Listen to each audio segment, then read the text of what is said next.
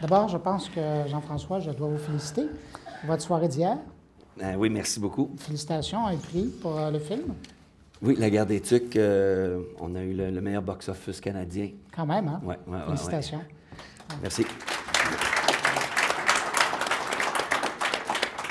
Mais ça ne vous empêche pas, ça, c'est déjà un de vos vieux projets, là. Parce qu'entre-temps, vous continuez à faire de la production. Oui. Et moi, ce que j'ai trouvé intéressant dans votre parcours, c'est que vous avez été de ces réalisateurs qu'on retrouve aujourd'hui et qui n'ont pas peur de se mettre les doigts dans la technologie. Mm-hmm. Dans votre cas, vous avez créé,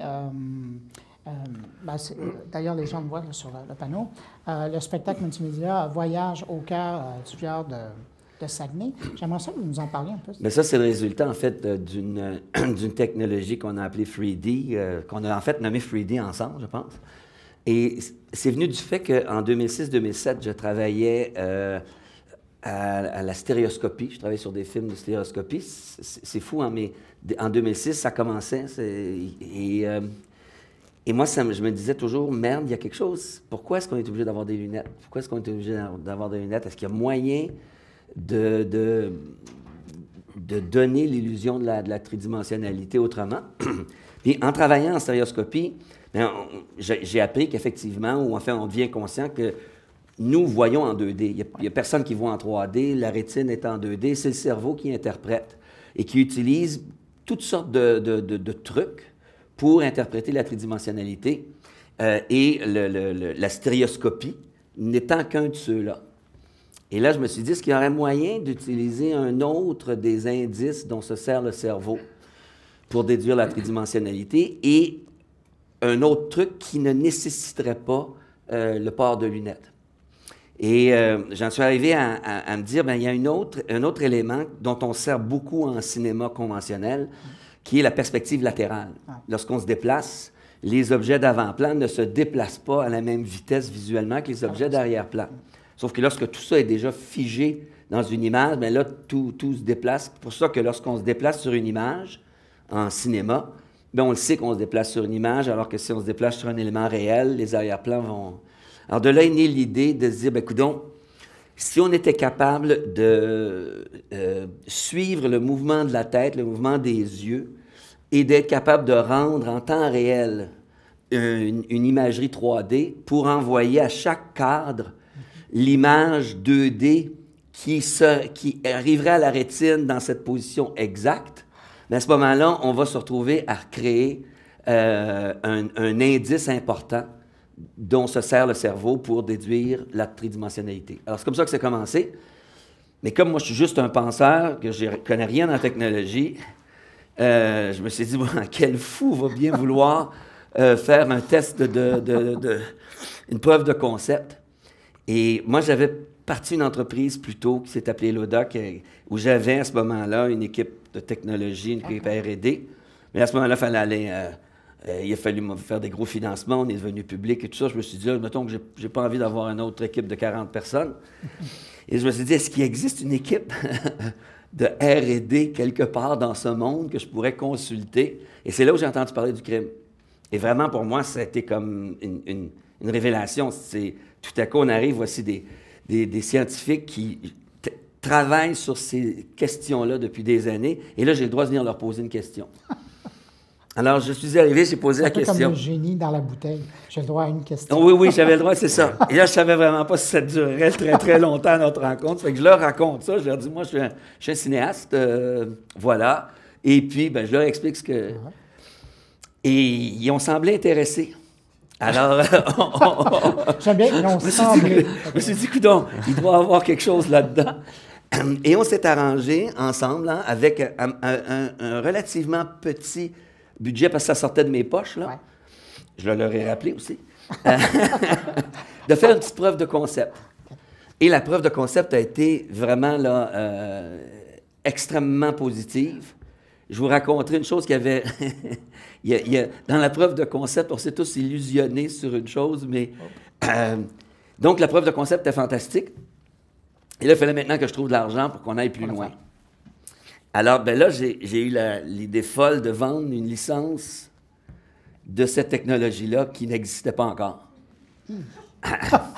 Et puis, une fois la licence vendue, ben, je suis venu voir mes amis du crime. J'ai dit, bon, ben, on a 1 an pour faire un premier prototype. Ouais.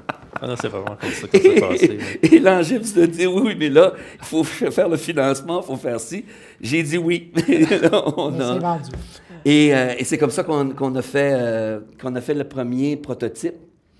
Puis en fait, le premier prototype qui, donc, faisait partie de ce spectacle au Musée du Fjord. Puis le Musée du Fjord, ils ont été fantastiques parce que je leur ai dit, écoutez, c'est risqué. Maintenant, ça faisait partie d'un projet plus grand et tout ça. Et je leur ai vendu l'idée que, bien, écoutez, c'est quand même...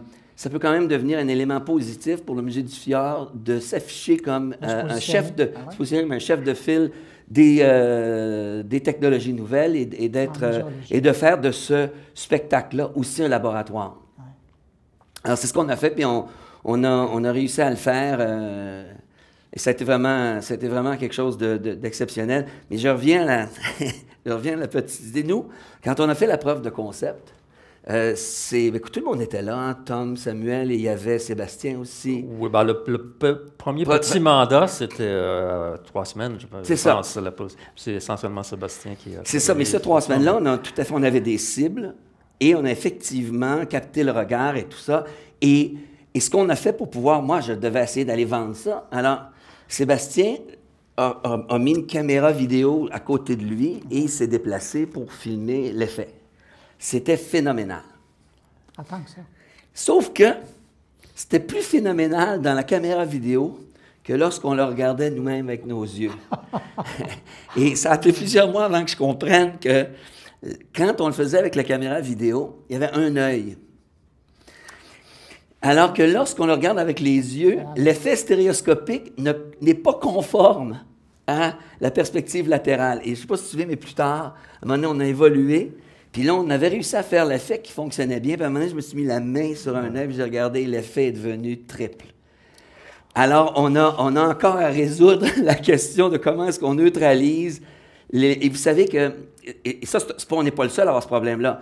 En stéréoscopie, même dans les cinémas, il y a des gens qui ne voient pas du tout la stéréoscopie. Dans ce cas-là, c'est parce qu'il y a un 3e indice qu'utilise le cerveau, c'est celui du foyer. Les petits muscles qui font le foyer, et c'est les gens qui sont plus focus-oriented que stereoscopic-oriented.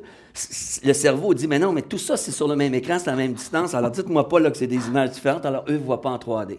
Donc, nous, on a limite en ce moment, et on n'a pas pu aller assez loin pour savoir combien de gens favorisent la perspective latérale à la stéréoscopie, mais ce qui est intéressant, c'est qu'on arrive là dans les mêmes genres de situations que la stéréoscopie. Angèle, c'est le premier contact que vous avez eu avec lui quand il débarque dans votre bureau. C'est quoi votre réaction? Je me souviens, d'ailleurs, c'est effectivement le cas. Jean-François est débarqué dans mon bureau. Je pense que Claude était là aussi dans les premières discussions. Puis bon, OK, j'ai eu une super idée, on va faire du 3D sans stéréo. Et puis, bon, j'avoue que j'étais un peu incrédule parce que c'était quelque chose d'assez particulier.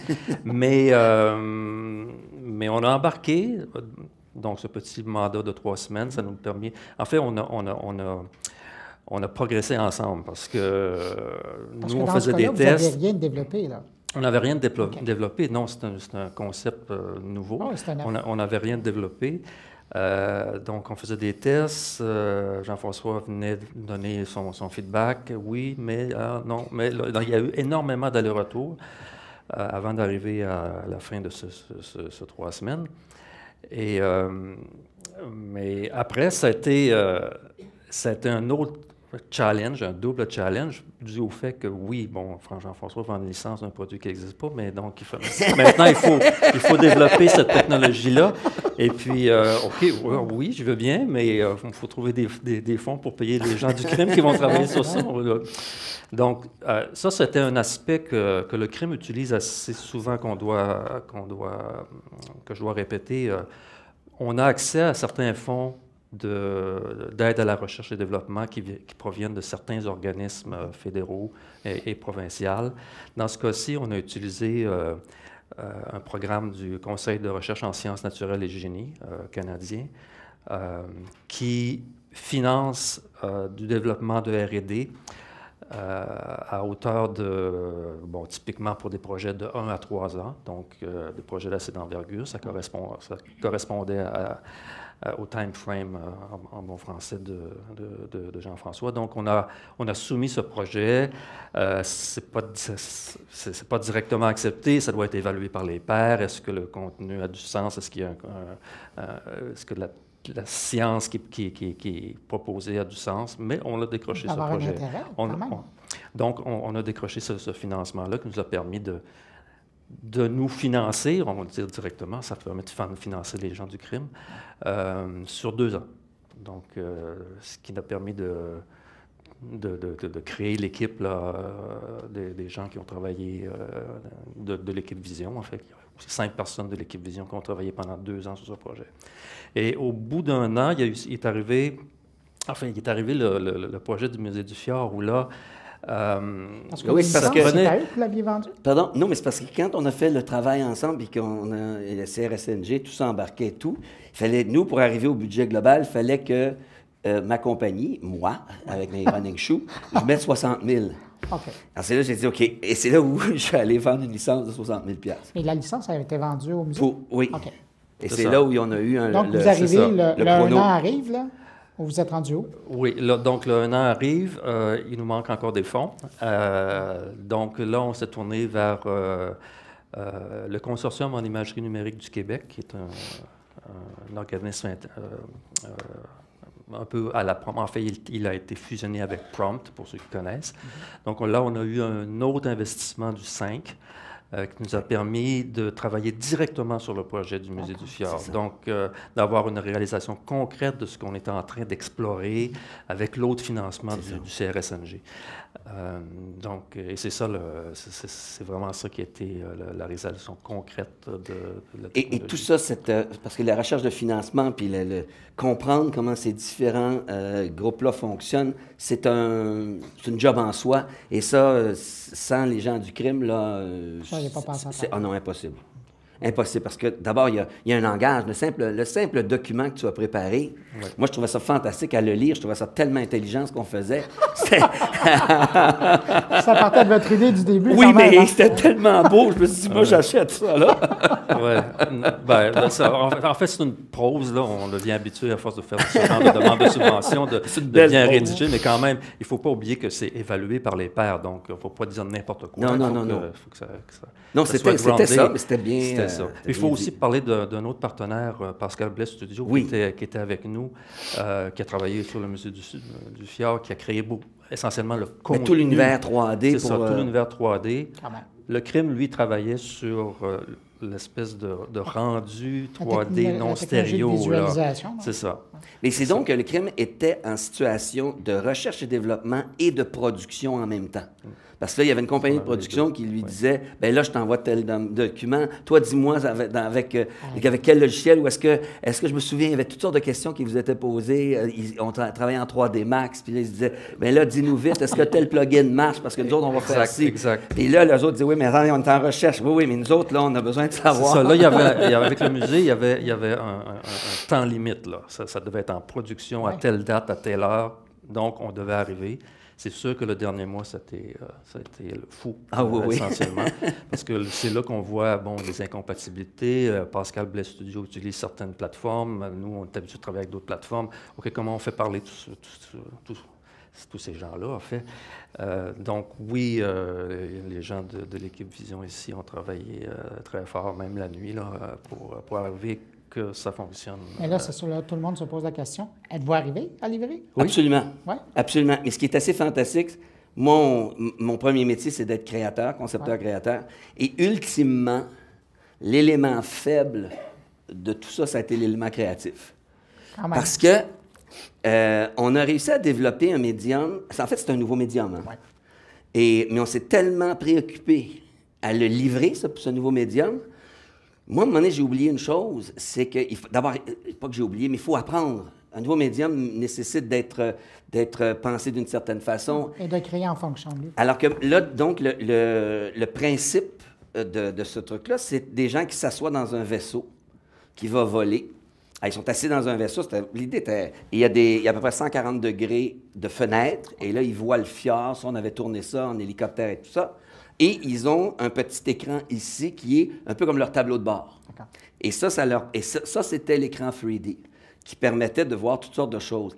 Sauf qu'il y avait une erreur conceptuelle, c'est que 3D est efficace lorsque les gens sont en mode actif. Et là, ils étaient assis. Et moi, j'assoyais quelqu'un en lui disant « Reste bien assis, bouge pas ». Alors, disons que il a fallu faire des ajustements de dernière minute. Mais ça, ce qui est beau, c'est que ça montre qu'il y a deux éléments. Quand on crée un nouveau médium, technologiquement, c'est une chose, mais souvent, au niveau créatif, on est en retard après ça. Parce qu'il nous reste maintenant que cette bête-là existe, à comprendre comment elle fonctionne, c'est quoi l'interaction avec... Et donc là, en ce moment, la réflexion, nous, qu'on a, bon, ça continue au musée. On va peut-être, d'ailleurs, l'année prochaine, ils veulent renouveler le spectacle. Ça va probablement nous donner l'occasion de repenser créativement la façon d'utiliser 3D, mais aussi de voir s'il n'y a pas d'autres utilisations qui favorisent l'élément actif. Par exemple, si on avait une carte, vous savez, quand on tient même un iPad, puis qu'on regarde la carte de Google, c'est plate en maudit d'avoir une carte ça de grand. Mais si, avec 3D, vous pouvez vous déplacer et ça donne l'impression que c'est une fenêtre sur une carte qui est plus loin, ça vous donne à ce moment-là l'impression d'avoir la grande carte. Alors ça, c'est des éléments avec lesquels on veut travailler, mais là, ça devient plus une réflexion créative, à savoir comment on utilise cet outil et comment on laisse savoir aux spectateurs que se déplacer par rapport à l'objet, c'est l'élément avantageux de cette technologie-là. Je trouve ça amusant de voir comme il y a la technologie et il y a la façon d'utiliser, de créer avec cette technologie-là. Et ça, dans notre cas, bien, ça évoluait ensemble. Finalement, c'est moi qui suis arrivé en retard. Mais c'est ça, mais pour arriver là, à ce que vous êtes en train de décrire, la petite carte, il fallait passer à travers votre chemin. Absolument. Oh non, je dis ça à la blague, mais moi, je trouve qu'on a accompli des pas de géant en très peu de temps. C'est quand même... C'est le premier prototype qui est là. Quand même. C'est pas le deuxième ni le troisième. Il y a eu une preuve de concept d'un prototype. Il y avait énormément d'incertitudes et d'inconnus dans ce projet-là. En fait, les deux projets, là, donc, mais ils ont été fusionnés à un moment donné. Ça me rappelle, disons, c'est peut-être une anecdote, mais nous, on faisait des tests dans notre laboratoire avec un éclairage de jour. Bon, ça fonctionnait bien, parce qu'il faut répéter qu'il y a une caméra web qui regarde le visage. C'est en bougeant qu'on a cette impression de 3D. Bon, on arrive au musée, dans une salle d'immersion où l'éclairage est tamisé, noir, bien là, ça change. La caméra ne fonctionne plus. En fait, le tracking du visage ne fonctionne plus. Il n'y a pas assez d'éclairage. Donc, qu'est-ce qu'on fait? On pourrait mettre une caméra infrarouge, mais pas question d'acheter 50 caméras infrarouges pour installer sur 50 PC, ça coûterait les yeux de la tête. Et là, je ne me souviens pas si c'est Tom ou d'autres c'est Tom qui a trouvé une affaire à une pièce et 20. En fait, n'importe quelle ou presque toutes les caméras web standards ont un filtre qui coupe l'infrarouge. Ah, c'est ça. Donc, on a ouvert les caméras, enlevé le petit filtre. Ça, c'était très délicat parce qu'on risque de briser toute l'optique de la caméra. On en a brisé combien? En tout cas, on en a acheté plus pour pouvoir en briser. Oui, c'est ça. Donc, c'était comique, mais finalement, juste ça nous a permis d'avoir une image où il y a plus d'informations d'infrarouge, donc qui vient de la chaleur du visage, qui permet d'optimiser le tracking du visage. Oui, puis on avait trouvé une petite lumière infrarouge, une pièce et 20, qu'on avait mis dans le système à côté pour éclairer en infrarouge, et puis la caméra adaptée qui, elle, prenait. Non, ça a été, à la fin, ça a été un petit peu rocambolesque. Mélangis, vous gardez quoi de cette aventure-là?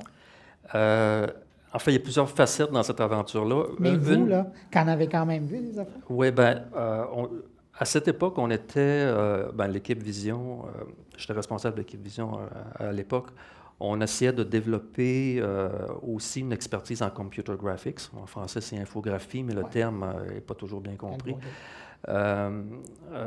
Qu'on n'avait pas ou qu'on avait par la bande. Donc, ce projet-là est arrivé qui tombait en plein dans du computer graphics, qui faisait appel à des technologies de jeu, un peu. Donc, c'était parfait pour nous. Donc, on a construit appuyé sur cette nouvelle expertise. Ça nous a permis d'avoir de nouveaux étudiants, de faire la formation de nouveaux étudiants. Et ce que je retiens beaucoup, c'est tout le partenariat. Moi, je me souviens, on était à Québec au moment où on travaillait sur le projet. Puis il y avait énormément de monde dans ce projet-là. Hein. C'était pas juste Crime, eSpace, puis Pascal Blais Studio. Il y avait beaucoup de personnes impliquées. Une soixantaine de personnes. Qui travaillaient à monter cette affaire-là. Donc, ça nous a fait découvrir ce milieu-là, en fait, parce que c'est pas un milieu dans lequel nous, on opérait de façon... et puis, bon, ça, c'est... François, vous retenez quoi de votre expérience? Bien, moi, je retiens une chose importante, je pense, c'est que, bien que ce soit par moments pénible, mettre la recherche et développement et la production en parallèle, ça accélère le processus. Wow. C'est vraiment... Et ça crée une excitation. Moi, je pense qu'on a tous, à un moment donné, été excités, même si c'était stressant. Et moi, je serais porté à aller chercher une autre licence pour leur donner le projet. L'enjeu, c'est d'accord? Samuel, c'est pour toi, ça. Voilà. Ah ben oui, c'est Samuel qui va l'avoir. Oui, maintenant, c'est Samuel. Il y a des gens qui vont mal dormir ce soir. Alors, Jean-François, merci beaucoup. Mais merci. Merci. Merci. Merci.